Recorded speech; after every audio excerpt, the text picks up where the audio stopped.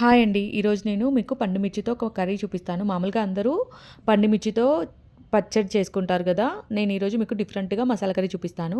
దానికోసం ముందుగా పండు మిర్చి తీసుకొని వాష్ చేసుకొని, తడి లేకుండా తుడుచుకొని, చివర్లు కట్ చేసి అందులో ఉన్న సీడ్స్ తీసేసి పక్కన పెట్టుకోవాలి. ఇప్పుడు అందులో స్టఫింగ్ కోసము పల్లీలు, నువ్వులు తీసుకొని వేయించుకోవాలి.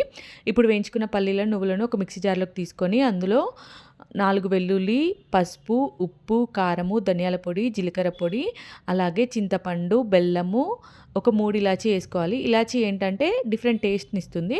ఇప్పుడు దాన్నంతా మిక్సీ పట్టుకొని దాన్ని మిరపకాయల్లో స్టఫ్ చేసుకోవాలి.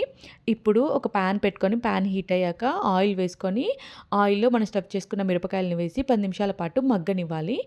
మిరపకాయలు మగ్గాక ఇప్పుడు మనము ప్రిపేర్ చేసుకున్న మిశ్రమాన్ని కొంచెం వాటర్ కలుపుకొని మగ్గుతున్న మిరపకాయలలో వేసుకొని ఆయిల్ సెపరేట్ అయ్యే వరకి వేయించుకోవాలి. ఇప్పుడు ఆయిల్ సెపరేట్ అయ్యాక కొత్తిమీర ఏసుకొని దించుకుంటే ఎంతో టేస్టీ అయిన పండు మిర్చి మసాలా కర్రీ రెడీ.